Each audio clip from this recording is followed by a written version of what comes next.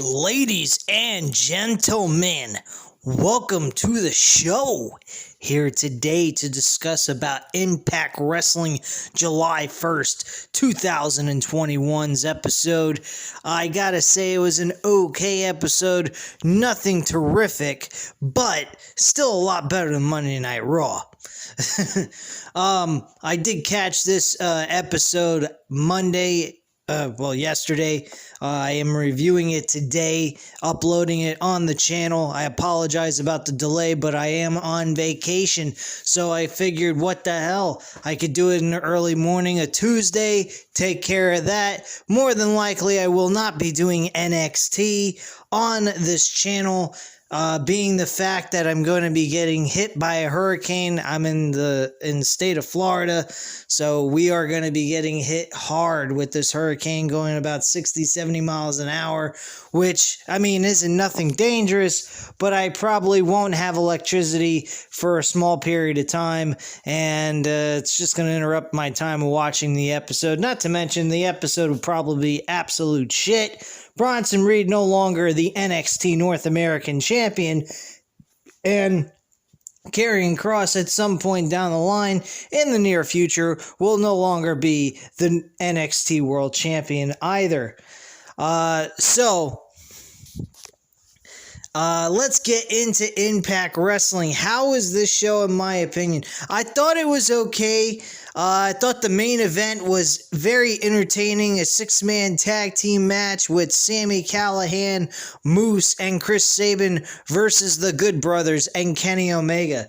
I really have been enjoying what they had to offer here. The work that they've been doing with Kenny Omega has been great stuff. They've actually done a fantastic job with him and Don Callis. Even though Don Callis is no longer a head honcho in the Impact Wrestling, I don't know if that's real or not, or that's just storyline based or whatnot. I'm not sure on that part of the situation, but quite frankly, it doesn't really matter. Impact Wrestling personally needs a rejuvenation of some sort, because let's be honest, guys, Impact Wrestling hasn't been as good as it's been since like 2013.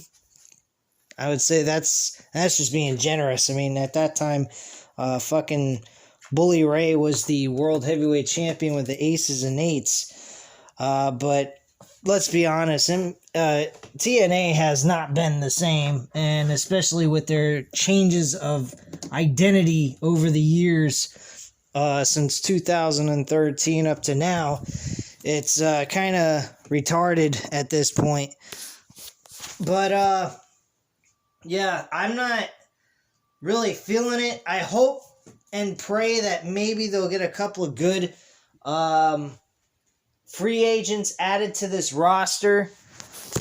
But I'm not expecting anything extraordinary coming out of this company, being that this is Impact Wrestling, and Impact Wrestling doesn't exactly provide the greatest of wrestling in the world, but they try, and I give them credit. They're definitely better than Monday Night Raw. That's all I can say about that. They try to deliver on good shows every single week.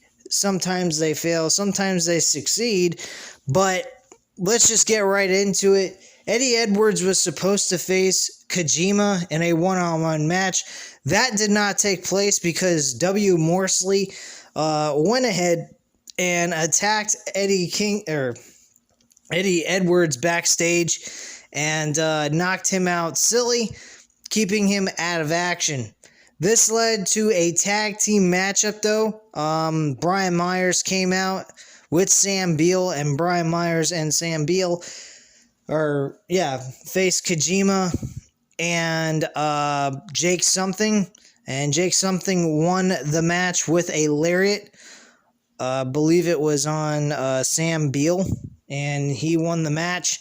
So Jake Something and Brian Myers actually have a matchup, I think, next week on Impact Wrestling, where the winner will be claimed to be the best professional wrestler, or the most professional wrestler in Impact Wrestling, I guess. I don't know what the hell the point of that is, but Jake Something is an okay wrestler. I don't have any issues with him, but the name's gotta go. I mean, Jake Something? Like, what the hell? What are you talking about, Jake Something? Later on in the show, he does discuss about how he has the it factor, I'm talking Bobby Roode here. He has the ability to overcome most situations. He's a great professional wrestler. He had the explanation why he's called Jake Something is because he has something in him that makes him who he is as a pro wrestler. And so that's the big deal between Brian Myers and Jake Something. This match was all right. This tag team match to open up the show, I didn't think it was bad, but you know, it is what it is. Who cares? Tennille Dashwood went against Rachel Erling. Rachel Erling won the match by a roll-up pinfall. A very good spot here. I actually did not mind the roll-up pinfall, as you guys may know if you follow this channel on a regular basis, or at least week to week on different episodes. I'm not a big fan of the roll-ups anymore. I see it too often, but in this situation, it was well needed and well deserved. It didn't hurt Tennille Dashwood in any way, and it gave Rachel Erling a win here over Tennille Dashwood. After the match was over, though, Tennille Dashwood and Caleb with a K attacked Rachel, and out came Jordynne Grace. As you guys may know, last week, Jordynne Grace and Rachel had a confrontation face-to-face about the situation that's been going on with Jordynne Grace and how her attitude has changed. She's been very upset with herself. She doesn't want any help. She's trying to prove to herself that she is more than capable of winning on her own without getting help from a partner. So she came out and saved her friend Rachel.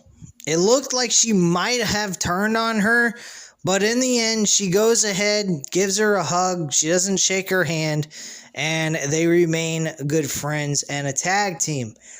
I still see a turn taking place between these two women. More than likely, I would have them on a winning streak. You know, give them a 2-3 week winning streak as a tag team, and then they challenge for the tag team titles again. I would say they're not going to be able to do it at Slammiversary, but I'd do it at the next major pay-per-view or special event on Impact Plus, and have them challenge for the Impact tag team titles, making them lose the matchup, and then Jordynne Grace just finally exploding and losing her mind, and she turns heel. That's where I see this going, more than likely. And this time it'll probably should be Rachel Erling taking the loss, and Jordynne Grace just losing her cool finally and saying, fuck this shit. I had you as a partner and you lost for our team. Fuck you. And she kicks the shit out of her and moves on to the next chapter in her career. So we get Chris Bay backstage, remains neutral in the X division with Ace Dawson and Rohit Raju. He doesn't really care because they have the muscle to back them up. Shira and Madman Fulton, so long as Bay doesn't stand in their way, he won't get ripped in half. Now, Chris Bay, I gotta say, he's actually one of my favorite X Division wrestlers in Impact Wrestling. I honestly think if he was to move on from Impact Wrestling to another promotion, it would be NXT, and Hit Row would be the perfect place for him based on the way he looks. He looks very much like Hit Row. He would fit in perfectly with them. And you could even see him maybe taking over Hit Row down the line after maybe like a year or so of being part of that group. But yeah, he would fit perfectly with Hit Row. based on the way he looks and the way he moves in that ring is just unbelievable. He is fucking top notch, the shit in the ring.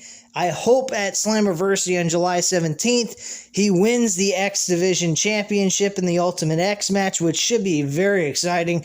I see him being the highlight reel in that match, as well as Petey Williams. That should be a fucking fantastic bar burner. Probably the match of the night, more than likely, besides Sami Callihan and Kenny Omega for the Impact World Championship. So keep an eye out for that pay-per-view, because that pay-per-view should be a really decent pay-per-view, especially those two matches alone. The rest of the card, a little bit questionable. I'm not exactly sure how I'm going to feel. I just have to watch it and see how it turns out with the rest of the card. If these other sleeper matches that don't seem all that important turn out to be decent or even good, it will definitely turn my opinion around on how this pay-per-view turns out. So hopefully things turn out well for the pay-per-view as a whole, so that I could come on here and talk positive about it instead of going, oh, 2 good matches, the rest of the show sucked. Because that's the way I feel right now that this pay-per-view is going to be like. Moose and Chris Sabin, it's going to be an okay match. I'm not saying it's going to be great, but it's a decent, okay card. Well, I mean, for that match alone. So that, I mean, it's not a bad grudge match, but it ain't going to, knock your socks off or anything. So, it's not really a match I'm thinking is going to turn out to be absolutely great. So the next match on the card was TJP and Fallah versus Rich Swann and Willie Mack. This match ended up being a no contest because Madman Fulton, Ace Austin, Rohit Raju, and Shiera actually show up during this match and try to Oh wait, I truly apologize. That is actually not the case. It was Violent by Design. They're the ones who tore them the fuck apart, and the match ended up being a complete no contest. My bad, guys. I sincerely apologize. That was terrible error on my part. I was mixing it up with the whole, because TJP is an X Division wrestler. I was mixing it up with Rohit Raju and Ace Austin trying to destroy. That was in another matchup with the X Division wrestlers for that build towards the X Division championship match. But backstage we had Kiera Hogan not understanding how Rosemary and Havoc can just demand a title shot, which is actually mentioned later on or earlier on in the show. Havoc and Rosemary request a world tag team title match with Kiera Hogan and Tasha Steele for the Knockouts tag team titles, and Scott D'Amore granted them an opportunity, but they have to win a number 1 contenders match against Susan and Kelly for a tag team match next week, and if they walk away victorious, Rosemary and Havoc will challenge for the tag team titles at Slammiversary. Now, my opinion on that is, what a joke, number 1. Number 2, the women's division in the tag team is just as bad as the women's division in tag team wrestling in WWE. They're very, very similar. I'm not very happy with what's been going on with tag team wrestling and Impact Wrestling lately. Impact Wrestling has stooped down to new lows when it comes to tag team wrestling. Their division absolutely sucks. Back a year or 2 ago, they had a good tag team division. I guess apparently with the tag team wrestlers like the Lucha Brothers and some other tag teams just kind of disappearing off the roster, it's really hurt them badly. Hopefully they picked up a few free agents that they could add to the tag team division and make that tag team division a lot better in the men. Women, I think they just get rid of the Impact Knockouts tag team titles. I think it's retarded. That tag team division has never been all that great anyway. Since the inception of the women's tag team titles in Impact Wrestling lately, which I think they started that about 3 years ago or so. I'm not sure when they reinstated the tag team titles in the women's division, but it hasn't been all that great. It hasn't gotten off the ground all that much. You got a couple of tag teams that show up here and there and just trying to compete for tag team titles for the sake of giving the tag team champions contenders for the titles. But there's really nobody on that roster that's worth a damn to challenge for the tag team titles. And with Rosemary on a big losing streak multiple times of trying to capture the Knockouts Women's Championship and being unsuccessful, you kind of wonder what the hell she's even getting a shot for tag team gold now that she lost the singles twice. I mean, not once, but twice. I mean, come on, that's crazy. That shouldn't even be happening. So Tommy Dreamer has an old saying, united we stand, divided we fall. He never wanted to share a locker room with Raven, but together they got the job done. Tommy Dreamer only really, 1 second, guys. All right. What the fuck?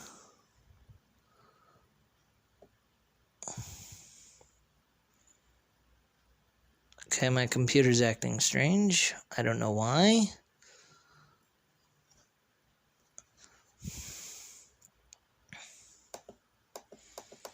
Alright, let me try that again. So he says that Tommy Dreamer only likes Chris Sabin on his team, but together they can put Impact Wrestling first. Moose says they should know by now. He doesn't care who likes or hates who. All he cares about is winning. After what went down in Jacksonville, no one has a bigger issue with Kenny Omega than him.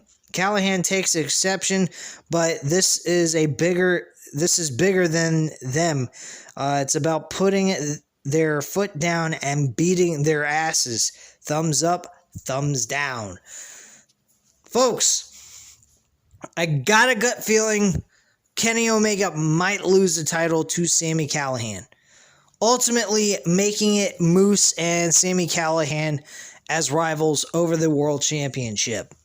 That is my personal opinion. I think might happen, but I could be wrong.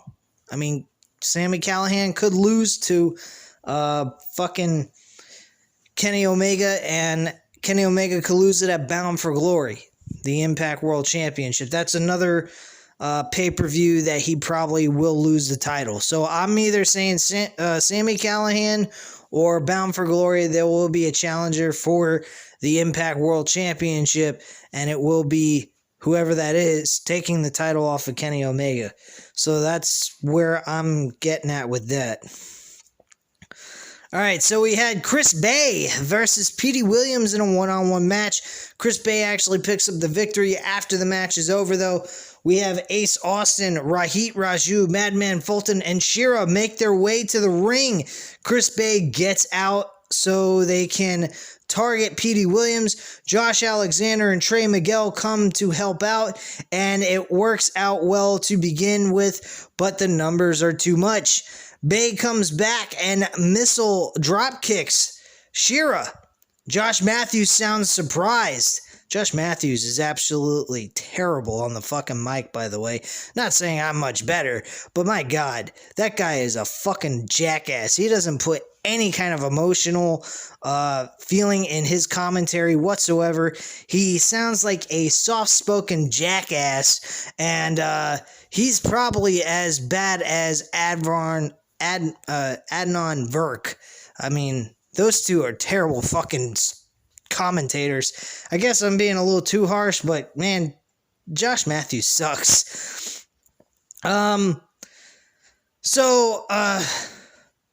So Bay has picked sides and helps out by kicking Raji Raju's head off, and Austin is left in the ring by himself at the mercy of his X Division rivals.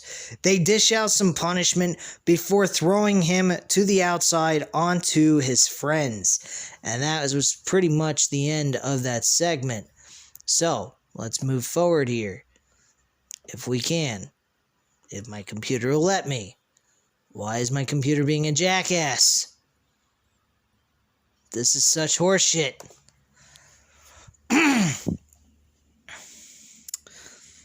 Alright, well anyway, I don't know what the fuck the deal is. The rest of the card wasn't all that big of a deal. The ending was just Sami Callihan, Moose, and Chris Sabin going up against Kenny Omega and the Good Brothers. Now, the Good Brothers, Don Callis, and Kenny Omega all wore different world championships that Kenny Omega owns from winning them from other promotions. Found that to be very interesting and weird. So, that was kind of funny a little bit.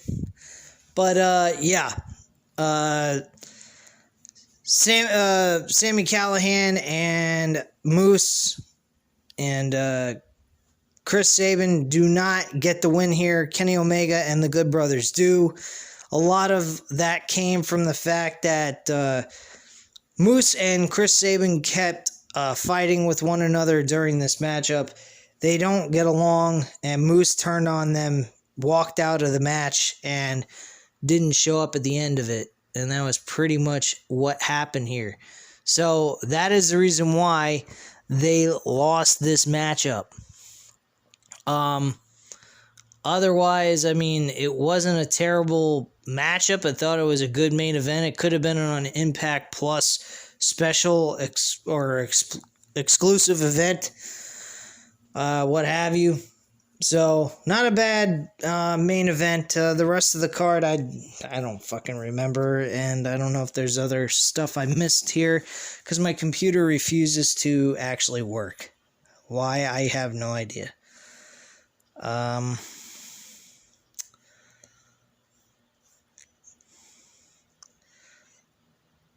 Alright, give me one short moment. I'll be right back. So yeah, the rest of the card actually had Steve Maclin versus Manny Smith in a one-on-one matchup, which was nothing special. Steve Maclin won his match, facing another jobber, looking very dominant. He's an ex-military soldier who's now turned professional wrestler. And that's basically the situation with him. And then we had the six-man tag team match, as I already mentioned. And that was pretty much the overall show. In a nutshell, nothing special. I thought it was an okay show. Nothing, that really stood out to me like, oh my god, I have to absolutely watch it. But it wasn't a terrible show nonetheless. Yeah, that's pretty much it, guys. You know what to do. Hit the like button if you like this video. Hit the subscribe button if you're not already subscribed to the channel, of course. And leave a comment down below. I'll definitely get back to you on that. And I thank you guys very much for watching. And have a great night, guys.